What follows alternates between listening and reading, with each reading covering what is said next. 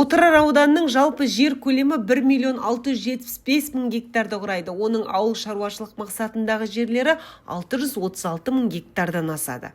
Ағымдағы жылдың 11 айында жалпы 7 миллион теңгеден астам қаражат түскен. Оның ішінде уақытша жалға беру және жер учаскелерін жекеменшікке сату бойынша қаржыландырылған. Жалпы Отырар ауданының жалпы жер көлемі 1.675.000 гектар жер құрайды. Ауыл шаруашылығындағы жер 636.000 гектар. Енді оны біз ішінде былай бөлеміз ғой. Суармалы, жайылымдық жер дейміз. Жалпы суармалы жеріміз 64.693 гектар құрайды.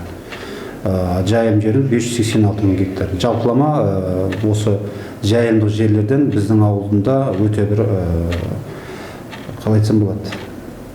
Мұқтаждық емес. Мұқтаждық жоқ жайылым жерге. Өйткені жайылым жеріміз үлкен жетеді.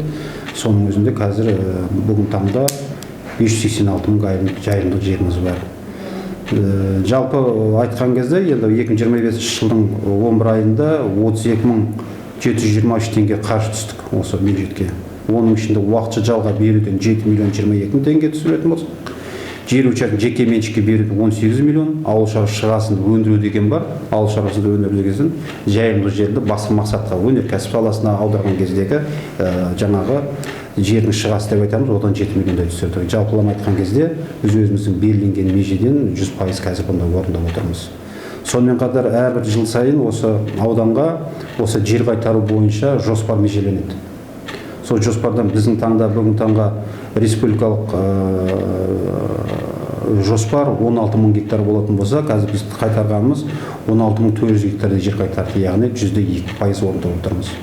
Сонымен қатар өзіміздің осы облыс тарапынан, аудан тарапынан арнайы жұмыс жоспар құрылып, осы аудандағы нысаналы мақсатына сай пайдаланып жатқан жерлерге түгендеу жұмыстарын жүргізген болатынбыз. Содан 61.000 гектардай жер нысаналы мақсатсыз пайдаланып жатқан анықталды. Сол бойынша біз сол жерлерді қайтару бойынша жұмыстар жүргіздік. Яғни бұл жерде 61.000-ды екіге бөліп отыр. 61.000 гектардың 36.000 гектарын осы ауданның жергілікті атқарушы орындарымен қайтару межеленсе, 24.500-і облыстық департамент арқылы қайтару. Яғни 36.000 біз гектардың жердің қазіргі таңда 37.000 гектардың жерін қайтарып отырмыз. Яғни 100% межені орындап отырмыз.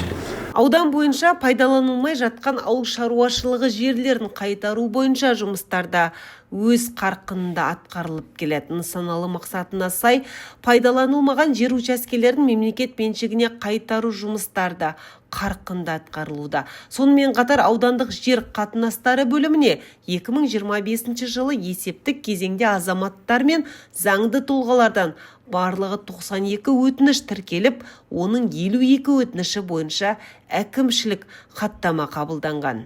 Енді жаңағы әрбір біздің мақсатымыз әрбір келген өтінішті өзінің мерзімінде орындау. Олар өтініш келіп түскен кезде, яғни әр өтініштерде өзінің ұсынатын жаңа құжаттары болады. Сол құжаттарын бақылап қарап, ары қарай комиссияға береміз, әйтпесе тиісті орындарға, келісуші орындарға беріп жатамыз. Яғни соның ішінде халықтың мұқтаждығын біз азайту дейміз ба, жоқ әлде қалай соны қанағаттандыруға жұмыс жасаймыз, шыны керек. Оның үстінде біз қазір таңда осы бізде жер комиссиясы болады. Жер комиссиясы бізде бекітілген, маслихатпен бекітіледі. Маслихатқа ұсындық. Сол жер комиссиясында біз 30 рет өткіздік. Осы 25 жылы соның өзінде 445 өтінішті қарадық. 445 өтініш. Әр комиссияның отырысына 10-нан 15-тен өтініштерді қараймыз. Олар жаңағы жалға алу мерзімін ұзартуды сұрайды, немесе нысаналы мақсатын ұзартуды сұрайды. Сол сияқты құжаттарды қамтамасыз етіп отыр. Соның 90%-на оң қорытынды алып отыр. Қалған 10%-ы теріс, яғни құжаттар дұрыс емес болмайды.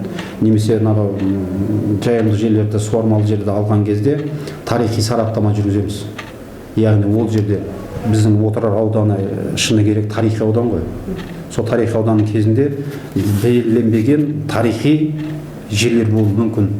Соны арнайы біз тарихи сарапта аламыз. Ол жерді бүлдірмеу үшін, басқа қылмау үшін бірінші соны анықтап, ол жер тарихи сараптама болады. Соны жаңағы қорғау жөнінде жұмыстар жасап, сосын барып нақтылап беріп жатамыз. Айта кету керек, биылғы жылы бөлім тарапынан ашықтық, жеделдік және заңдылық қағидаттарына сәйкес жұмыстар жүргізіліп келеді. Мерзімділік тәртіптің сақталуы, өтініш берушілердің құқықтарының және әкімшілік актілердің уақытылы қабылдануы өтініштер мен жұмыстың дұрыс ұйымдастырылғанын көрсетеді. Жалпы аудан бойынша биылғы жылы 32 жер учаскесі азаматтарға табыс етілген. Кезектілік мақсатын жақындату бойынша 12 елді мекеннің шекаралары кеңейтіліп, бас жоспар жасалу үстінде.